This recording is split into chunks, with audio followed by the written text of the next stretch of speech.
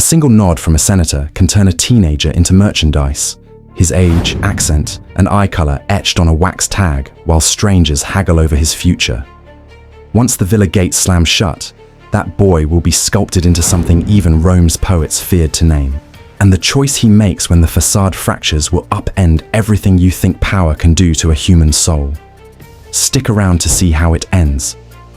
Torches sputter against the pale sunrise as traders herd their human cargo onto a wooden platform near the Forum Boreum.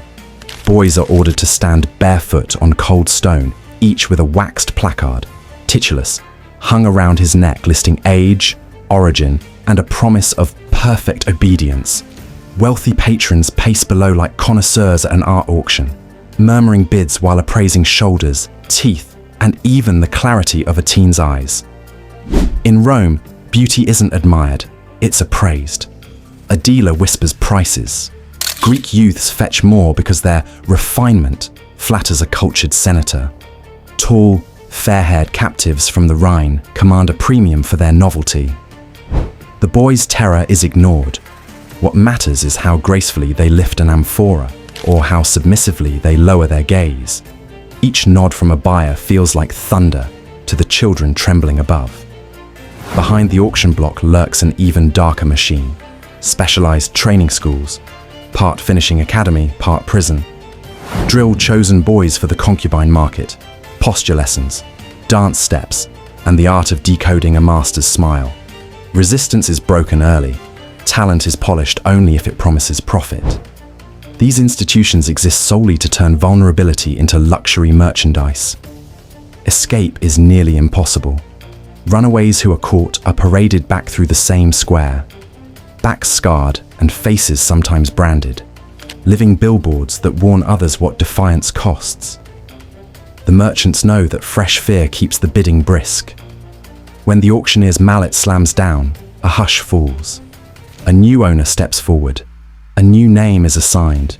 The boy's old life ends without ceremony. Yet, as the crowds disperse and sunrise becomes full day, the real ordeal is only beginning. A gilded captivity that will demand not just his labor, but his very sense of self. Follow our newly renamed Lucius past Rome's bustling streets and into the senator's villa, where marble shines brighter than hope and every doorway teaches a new rule of survival.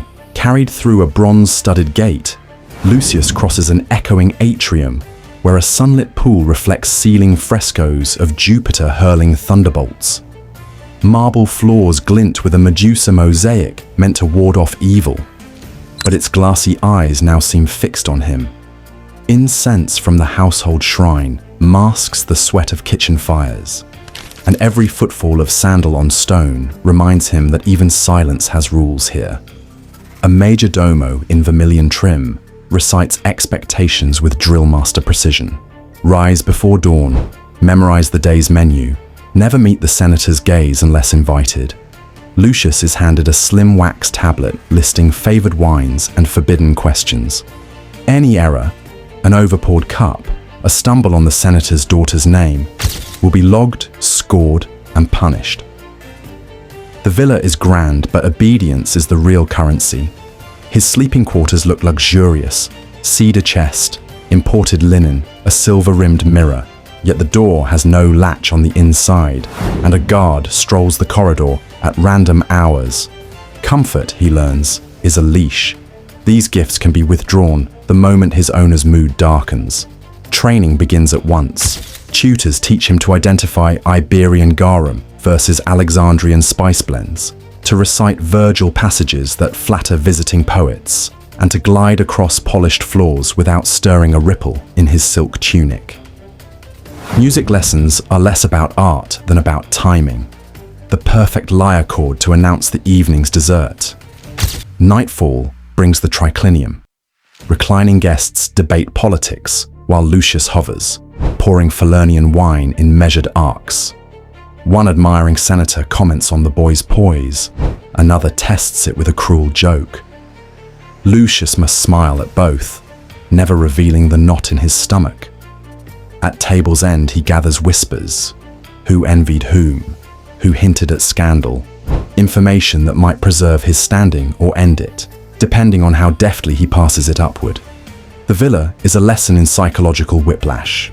A sapphire brooch today, a public rebuke tomorrow, private praise in the garden, icy dismissal in the corridor. The message is clear. Gratitude must be permanent because favor is not. Yet even velvet can chafe. As months slip by, Lucius will discover that luxury itself can become a weapon, one that tightens every time he forgets who holds the other end of the chain.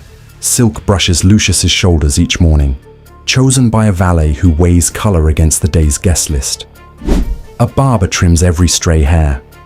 A slave polishes his sandals until he can see his own uneasy reflection. Presentation is half the service. Flawless skin, scented oils, and tunics bright enough to announce the senator's fortune before a word is spoken. Yet the same hand that gifts these luxuries tightens the leash. A ruby brooch might appear on his pillow after a well-timed compliment, only to vanish the first time he hesitates pouring wine. Privilege is meted out like oxygen, enough to keep him dazzling, never enough to let him breathe freely.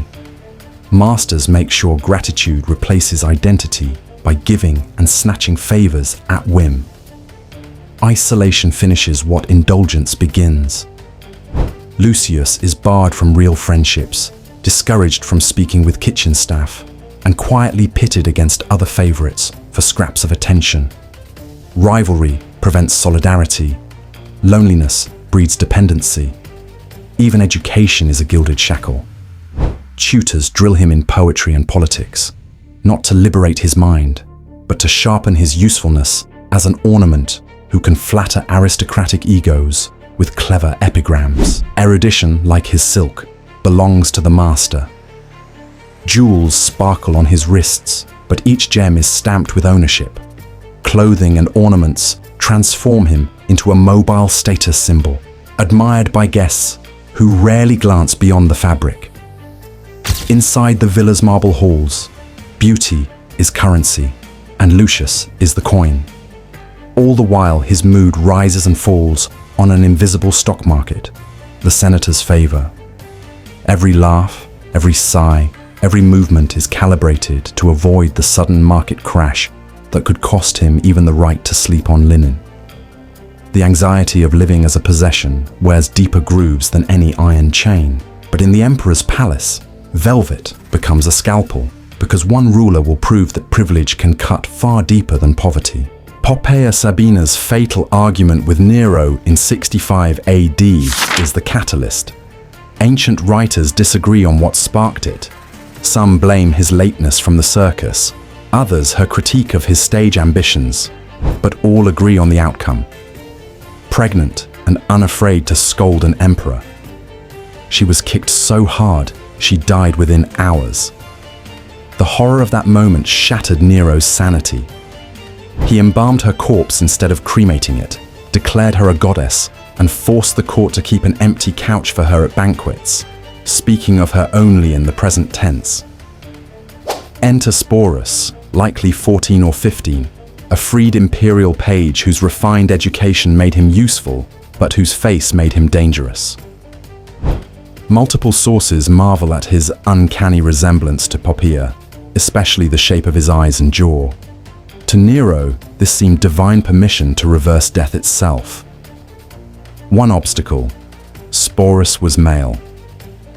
The emperor ordered palace surgeons to perform castration, a procedure painful, often lethal, yet perfectly legal for a Roman master to inflict on his dependent. Recovery took weeks, during which tailors refitted Poppaea's gowns, jewelers reset her emeralds, and tutors rehearsed feminine posture and speech, the systematic erasure of a self. In spring 67 AD, amid the Floralia festivals, Nero staged a full imperial wedding. Priests invoked the gods, senators showered coins, and Rome whispered that its ruler had married a ghost wearing a teenage boy's skin. Sporus received a litter plated in gold, a personal staff, and Poppaea's own honorific Sabina. but every privilege served the illusion that the dead empress still breathed beside her husband. For the next year, Sporus lived a grotesque charade. He sat on the imperial dais, accompanied Nero on his triumphal singing tour of Greece, and bewildered dignitaries who had to greet him as Augusta. Mirrors offered no refuge. Every reflection reminded him of the body and name he had lost. When rebellion erupted in 68 AD, Sporus fled with Nero to a suburban villa. As soldiers closed in, he cradled the emperor's head while Nero drove a dagger into his own throat, Rome's last image of its deranged Caesar. Freedom did not follow. The Praetorian prefect Nymphidius Sabinus claimed Sporus as dowry, parading him through the barracks to legitimize his own power. After Sabinus's murder, Otho and then Vitellius inherited the human trophy, each addressing him as Poppaea and enforcing the same nightmare performance. Vitellius planned the final indignity, a public spectacle in the Colosseum reenacting Pluto's abduction of Proserpina, with Sporus cast as the violated goddess. Facing certain rape and death before tens of thousands, the 19-year-old took poison rather than play the role again. Nero's abuse of gender roles was not an isolated quirk. He had earlier wed the slave Pythagoras, switching to the bride's position himself in that ceremony. Together, these unions reveal a ruler who used marriage not for love, but as living propaganda, bending bodies to prove that his will outranked nature, law, and the gods alike. Sporus's short life forces us to watch power dismantle a person inch by inch, body, name, and finally hope. And somewhere in the palace corridors, other concubines took note. If Rome could twist an emperor's spouse into a spectacle, survival for lesser favorites would depend on subtler forms of resistance. In a household where every glance is monitored, rebellion rarely looks like a sword-drawn mutiny. More often, it begins with eye contact, held half a second too long, just enough for two concubines to confirm an alliance the master can't see. Despite strict bans on friendship, small support networks took root in back corridors and bathhouses. Slaves invented tiny codes, polishing a cup clockwise to signal danger, folding a napkin twice to promise help later. These subtleties let them trade news, smuggle ointment to a whipped comrade, or warn a newcomer which corridors the master stalked after too much wine. When desperation boiled over, some ran. Records tell of concubines who stole tunics from the laundry before slipping into Rome's nighttime crowds, betting on anonymity among thousands of freedmen. Court fugitives faced ritual humiliation, stripped, paraded, flogged, sometimes forced to kneel while household slaves jeered. Brutality designed to tattoo fear onto every witness. Yet the very fact that escapes were attempted proved the masters could not extinguish hope. Others fought back with quieter weapons, withholding a secret ingredient so a favored dish tasted flat, slipping a double-meaning line of satire into a recited poem, arranging a chance meeting between rival patrons to stall a sale. Each act was a pinprick against the villa's marble skin, but enough pinpricks can spiderweb stone. Anxiety was supposed to isolate them, yet anxiety also sharpened their empathy, turning strangers into co-conspirators who shared scraps of bread, whispered songs from home, and even exchanged carved tokens blessed in clandestine mystery cults when official gods offered no mercy. Defiance sometimes bloomed into forbidden tenderness. In moonlit storerooms, a servant might brush tears from a concubine's cheek, trading the only currency neither could be punished for: gentleness. Those fleeting romances were dangerous, but they gave the boys one memory that belonged solely to them, not to the master's ledger. Every stolen smile, every smuggled salve, whispered that ownership was never absolute. And yet time, like a ruthless accountant, was still keeping score. Because once the sheen of youth dulled, their tiny victories could not stop the market from marking them expired. By the time the first trace of a beard sprouted, a concubine's market value was already sliding. Roman traders had a cruel term for it: demedia drachma, half a coin. Because a youth who once fetched a fortune could now be bartered for the price of a kitchen slave. Patrons felt no obligation to explain the downgrade. One morning, the valet simply handed Lucius a cheaper tunic. That afternoon, he stood beside a new boy who wore the sapphire brooch that used to be his. The exit routes were seldom merciful. Some aging favorites were resold to lesser households where silk was replaced by coarse wool, and duties stretched from pouring vintage Falernian to scrubbing floors. Others were abandoned outright, thrust into Rome's back alleys with a single coin, and the senator's instructions never to return. Luxury swapped for homelessness in a heartbeat. A rare few leveraged years of overheard secrets into a softer landing, perhaps a clerkship or manumission. But manumission came with a bitter twist. The freedman still owed lifelong obsequium, a formal duty of respect, to the very master who once owned his body. Freedom in practice meant you could choose your tunic color, but not criticize the man who decided whether you ate. Those with no such leverage faced harsher fates. Lower status buyers might redirect them to rural estates for grueling fieldwork, reasoning that a body trained in elegance could still pull a plow once beauty faded.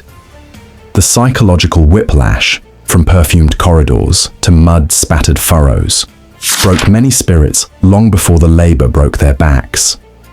Even within the original household, obsolescence was ritualized. On a concubine's last night, the valet folded his silk tunics into a cedar chest, never to be opened again, and extinguished the oil lamp by which he had practiced poetry. Those final footsteps past the atrium pool felt like walking out of his own reflection, leaving the shimmering life behind as though it had never belonged to him at all. Some tried to salvage fragments of identity, a filched ring, a secret charcoal sketch of their younger face, a friendship maintained through coded messages with the kitchen staff. Yet such mementos were fragile. If discovered, they were confiscated or burned as insolence. The lesson was unmistakable. Youth was the currency, and once spent, repayment was not an option. Lucius watches each sunrise now with double vision. One eye sees the villa's gilded arches, the other glimpses the widening crack beneath his feet.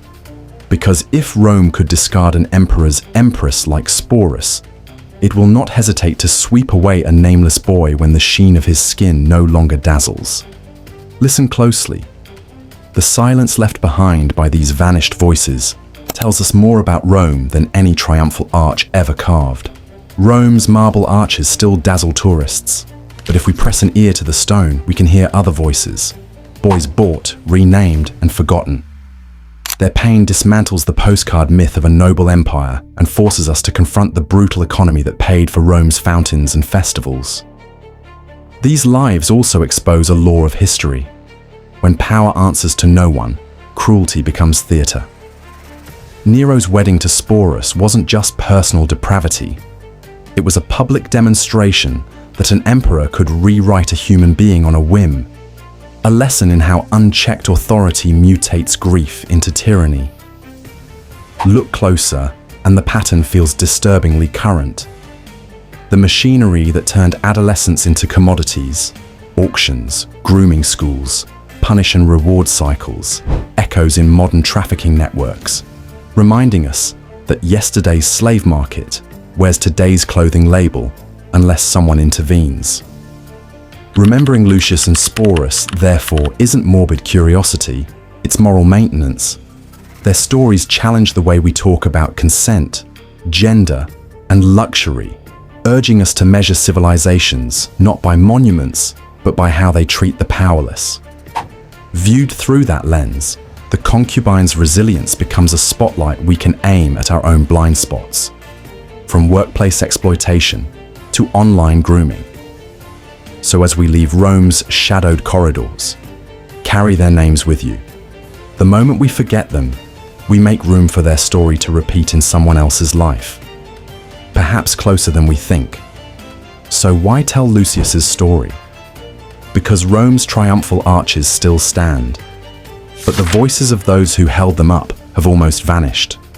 By listening now, we restore a fragment of their stolen dignity, and we remind ourselves that power unchecked can corrupt even the most dazzling civilization.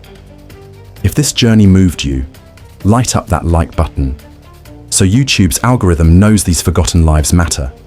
Share your thoughts in the comments. Was there a moment that hit hardest? And subscribe for more untold histories. Every week we'll uncover another hidden chapter together. Until next time, remember, the past is never past. It's only waiting for someone to hear it.